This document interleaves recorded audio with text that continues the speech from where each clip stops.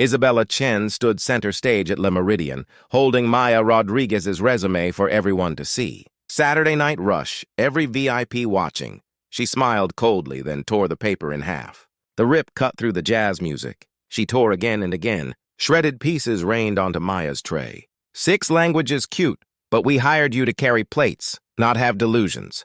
Know your place. The room went silent. Maya's hands shook. Her throat burned. Minutes later, an Arab billionaire at table 8 slid her a note in Arabic. Translate this. I'll pay $10,000. Maya unfolded it.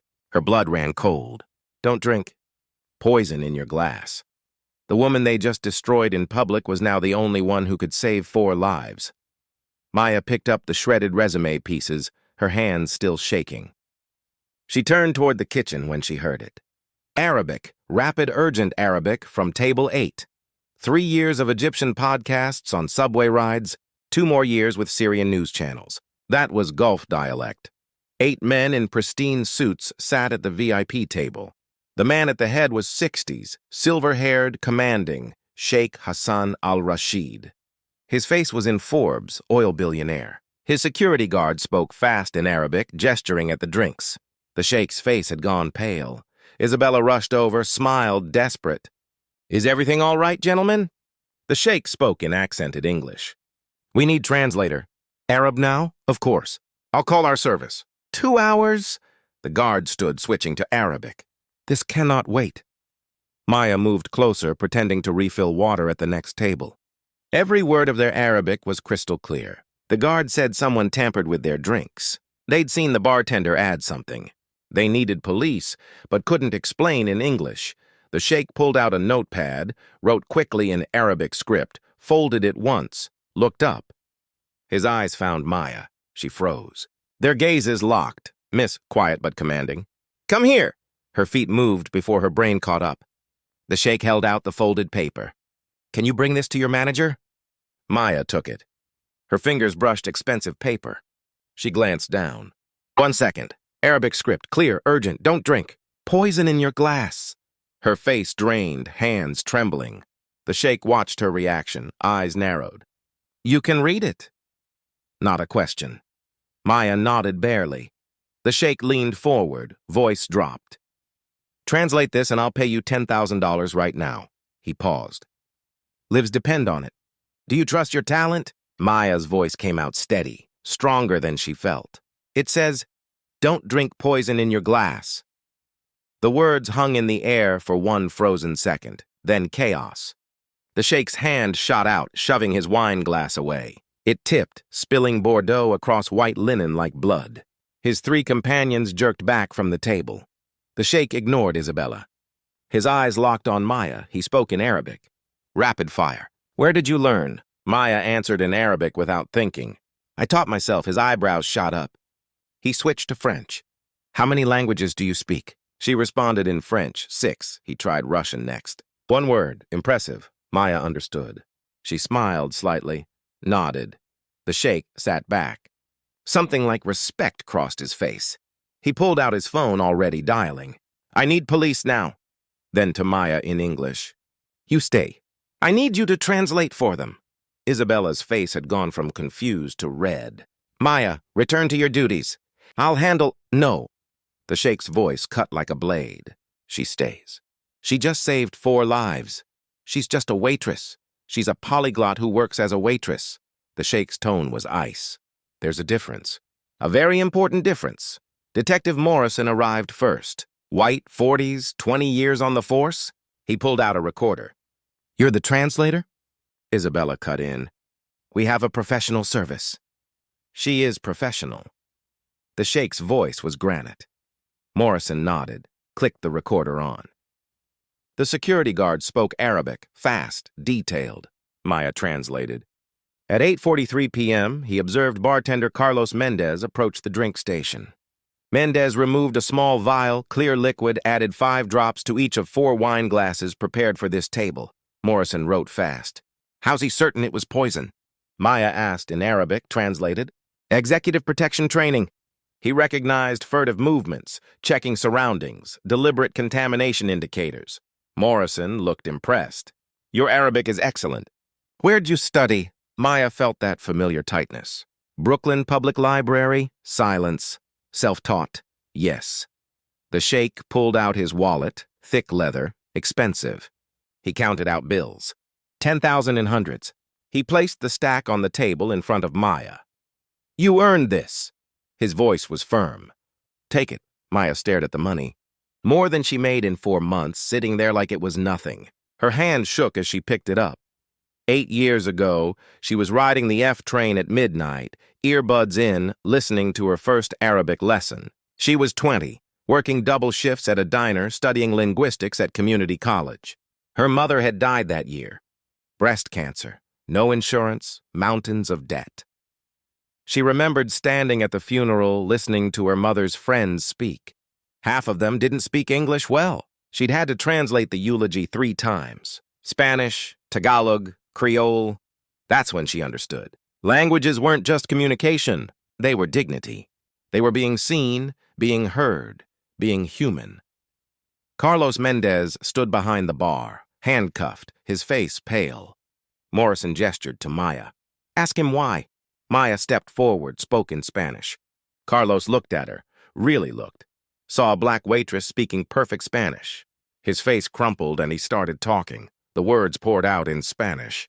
Maya translated in real time. He says a man approached him 3 days ago outside the restaurant, offered him $50,000. All he had to do was add a substance to 4 specific wine glasses. The glasses for table 8 tonight, Morrison wrote faster. Does he know what the substance was? Maya asked in Spanish. Carlos answered, his voice breaking. Ricin. The man told him it was ricin. Colorless, odorless, tasteless. Symptoms wouldn't show for hours. The sheikh's face had gone stone cold. Morrison looked at Maya. You available for the next few hours? Before she could answer, Isabella stepped forward. She has tables to serve. No, she doesn't. The sheikh's voice cut through the room like a knife. As of right now, I'm hiring Miss Rodriguez as my personal translator for this investigation. I'll pay her consulting rate, $500 per hour. Maya's breath caught. Isabella's mouth fell open. Morrison allowed himself a small smile. Miss Rodriguez, you ever thought about consulting work? NYPD could use someone with your skills. So could the State Department, Officer Brooks added. The sheikh watched Maya carefully. I think Miss Rodriguez is about to have many opportunities. The question is which one she'll choose. Hours later, police finished taking statements. Maya walked to the break room exhausted. Isabella walked in, closed the door. That was quite a performance tonight. Maya looked up. Performance? The translating. Very impressive. Isabella crossed her arms. You should have disclosed your linguistic abilities. It's in your contract. Failure to disclose relevant skills. Heat rose in Maya's chest. I wrote it on my application under additional skills. You saw it. Isabella waved a hand. It didn't seem relevant for a waitress position. It was relevant for international guest relations. The position I applied for. That required management experience. I had 3 years restaurant experience. A linguistics degree, 4 countries study abroad. Isabella's face tightened. Tonight was an exception, an emergency. Don't let it go to your head. Your primary duty is still tables. Maya stood. What are you really saying? This is for your own good. Isabella's voice dropped. Know your place. A knock on the door. Daniel Harrington stood there. 60, silver hair, elegant suit, owner of Le Meridian. Isabella, my office now. Isabella's face went pale. Minutes later, Isabella walked out of Daniel's office, face red, eyes down. Daniel appeared in the doorway. Miss Rodriguez, my office, please. Maya's stomach dropped. She followed Daniel down the hall. His office was elegant. Mahogany desk, leather chairs, wall of awards. Daniel sat, gestured for her to sit. He opened a file. Her original application from 5 years ago. Sheikh Al-Rashid called 20 minutes ago, told me what happened. Also did some research, found your LinkedIn, your academic record. He turned the file around. Her application, her qualifications. There in Daniel's handwriting, interview, high potential. Below it, Isabella's note, overqualified, may not stay long. Suggest dishwasher position for culture fit assessment. Culture fit. Those 2 words did so much work. Daniel's jaw was tight. Miss Rodriguez, I owe you an apology. 5 years ago, I approved your interview. I trusted my manager to follow through. She didn't. That failure is mine. Maya couldn't speak. Daniel slid an envelope across the desk. I can't give you back 5 years, but I can give you this. Inside was a contract. Director of International Relations, salary 4 times her current pay, budget to build a team. Her vision blurred. I don't understand.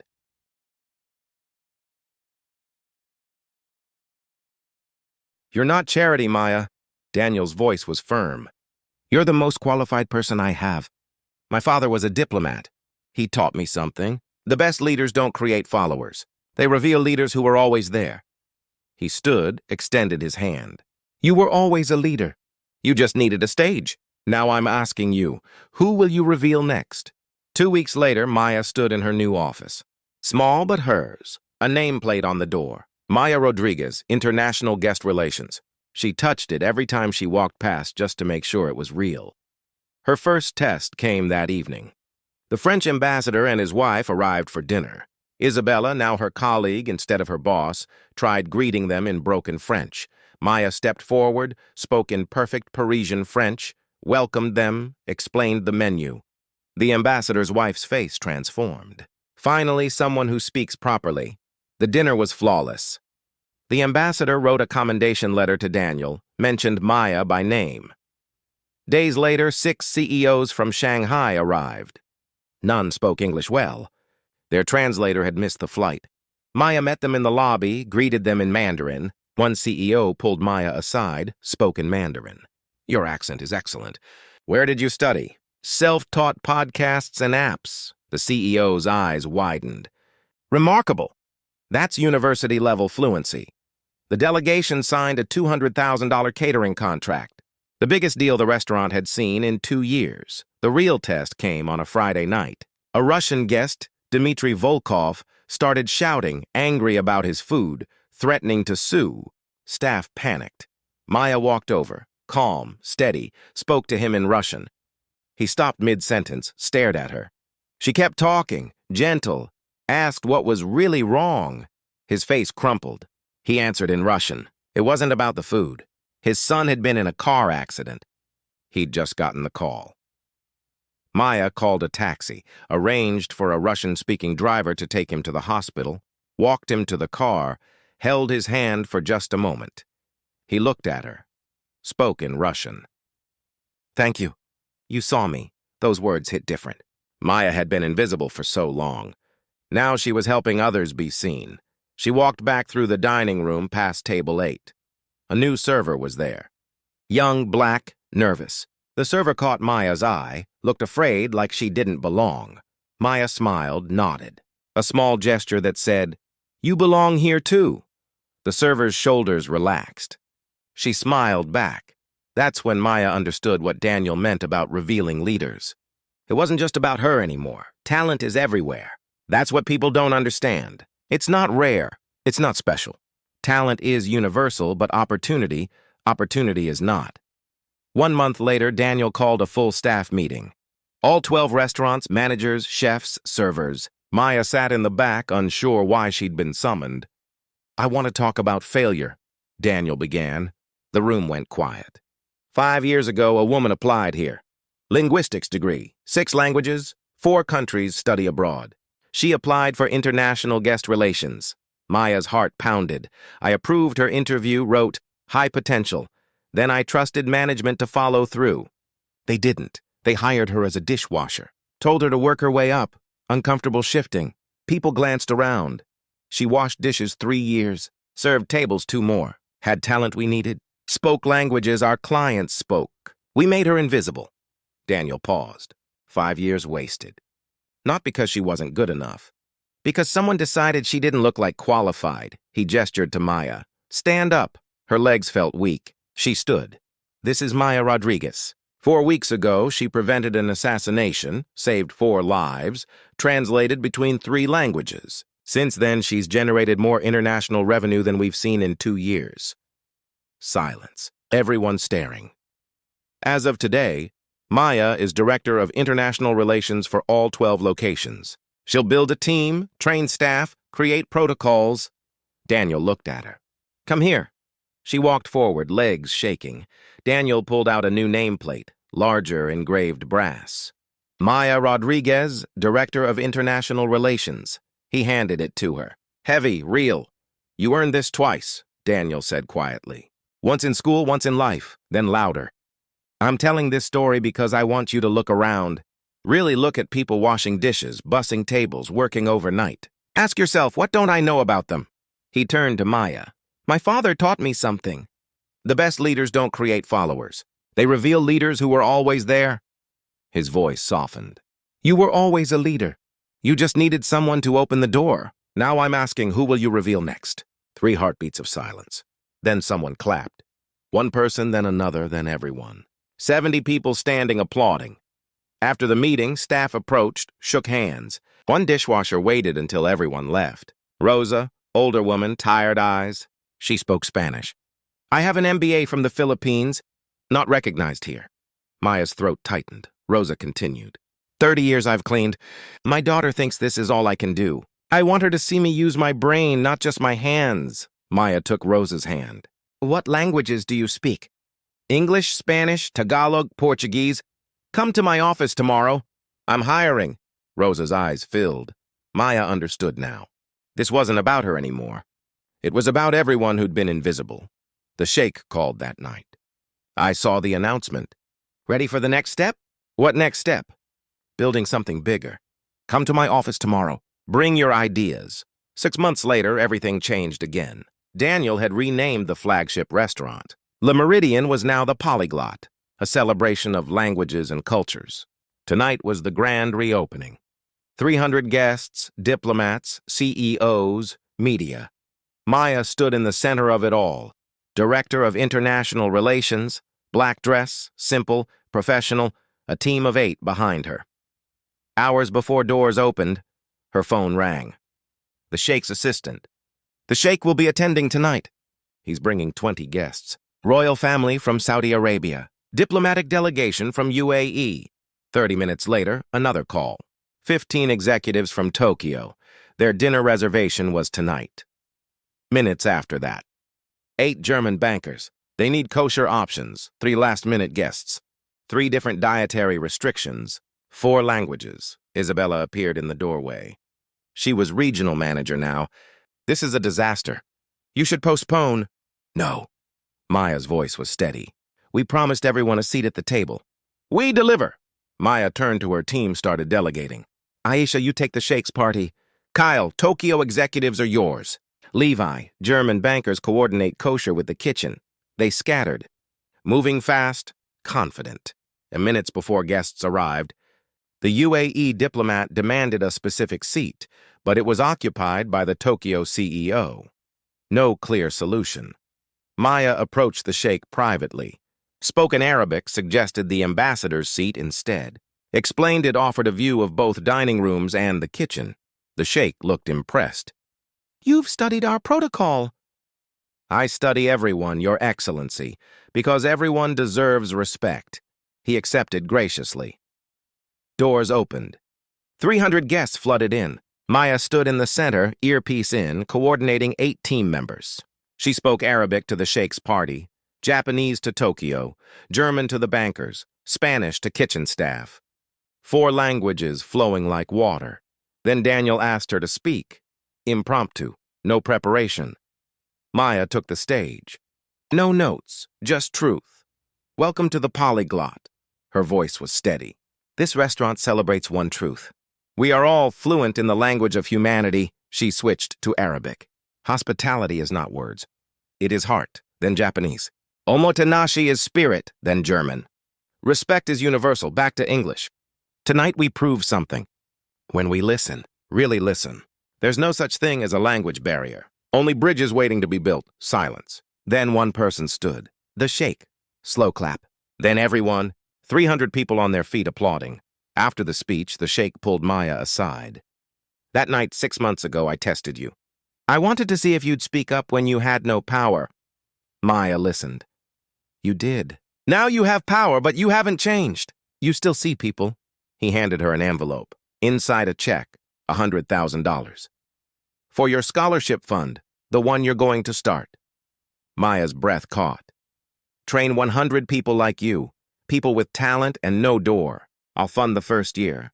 You build the program. Months after the grand opening, Maya stood at a press conference. The Polyglot Foundation official launch. Behind her, a banner. The Invisible Talent Scholarship.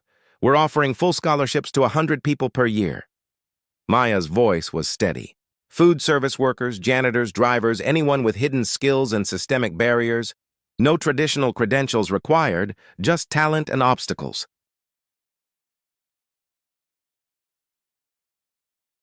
Applications flooded in. 350 in 2 weeks. Maya and her team reviewed them personally. Single mothers speaking 4 languages working night shifts, janitors with engineering degrees from Syria, Uber drivers who were concert pianists in their home countries. They selected 100 diverse backgrounds, all overlooked. The training program launched. 6 months intensive languages, hospitality management, business skills. Maya taught the first session herself. 20 students in the room. You're not learning to serve. You're learning to lead. One student stood out. Jordan White, 19, black, formerly homeless. Maya had found him through a local news clip. He'd been sleeping in the subway, speaking fluent Mandarin to Chinese tourists, helping them with directions for free. He taught himself from YouTube videos in the library. Week 16, he designed a bilingual menu for Mandarin-speaking customers. The restaurant saw a 30% increase in Chinese clientele. Jordan became assistant director 6 months later, but the most unexpected development came from Isabella. She approached Maya one evening. I need to say something. I was wrong. Maya looked up, surprised. No, let me finish. Isabella sat down. I spent 20 years believing there was one way to be professional. One look, one background. When you walked in 5 years ago, I saw everything you could do, and it terrified me. Why? Because if you could be excellent without the pedigree, what did that say about me? About my credentials, my experience? Silence. I built my identity on being the gatekeeper, on knowing who belonged and who didn't. But I was wrong and I hurt people. I hurt you. Maya didn't know what to say. I want to volunteer for the scholarship program. I can't undo what I did, but I can help others not make my mistakes. The program needs mentors, Maya said carefully. But Jordan and the others need honest mentors. Can you be uncomfortable? I've been comfortable too long. It's time. Maya handed her the training manual. Session 1, recognizing your own bias. You're teaching it. Isabella took it, nodded. I'll be ready. It wasn't forgiveness. It was accountability and growth. Months later, CNN called. The segment aired on a Tuesday night. 8 million viewers. The headline ran, The Invisible Talent Revolution. Then came the call that changed everything. The United Nations. An invitation to speak on their panel. Language and Economic Inclusion. Maya stood backstage at the UN General Assembly, hands shaking. The sheikh was introducing her. I met Miss Rodriguez when she was invisible, working a job beneath her capabilities. That night she saved my life. Today she's saving hundreds of others. Maya walked on stage. The hall was massive. Representatives from 193 countries. I stand here not because I'm exceptional, her voice carried, but because I was finally seen. Pause. There are 68 million people in America working jobs below their skill level. 68 million? The number echoed in the chamber. How many languages do they speak that we never asked about? How many engineers are driving cabs? How many doctors are cleaning hospitals? How many leaders are serving tables? Silence, heavy, pressing. The talent is not hidden. We are just not looking. She let the words breathe. Today I ask you, look, ask, open the door. Because every person in this room had someone open a door for them. It's time we held it open for others. The applause started slowly, then built. Then everyone stood. 193 country delegations on their feet. That evening, Maya returned to the Polyglot. She walked through the dining room past table 8 where it all started. A new server was there. Rosa Santos, the woman from the dishwashing room, now serving the sheikh's party. He'd become a regular. The sheikh was speaking Spanish to Rosa, testing her just like he'd tested Maya. Rosa's eyes widened. She understood. She responded in Spanish, confident. The sheikh caught Maya's eye across the room, winked. He was doing it again, finding the next one. Maya smiled, nodded approval. In the foundation office, her old waitress uniform hung on the wall, framed. A plaque beneath it. This uniform represents 68 million stories. We're just getting started. Next to it, a wall of photos. All 100 scholars' names, languages, dreams. Center photo, Maya, Jordan, Daniel, even Isabella. The team. Daniel appeared in the doorway. You know what I'm most proud of? That you proved me right. 5 years ago, I wrote high potential on your application. I understated you. You're not high potential. You're a movement. The sheikh joined them. Miss Rodriguez, do you know why I really wrote that note in Arabic? To warn my group, partly, but also because I knew whoever could read it would be someone society overlooks. The people who study languages they're not expected to know understand something vital. What? That communication is an act of love. Maya looked at the wall of photos. 100 faces, 100 stories, 100 people who'd been invisible now seen. The door was open, and it was never closing again.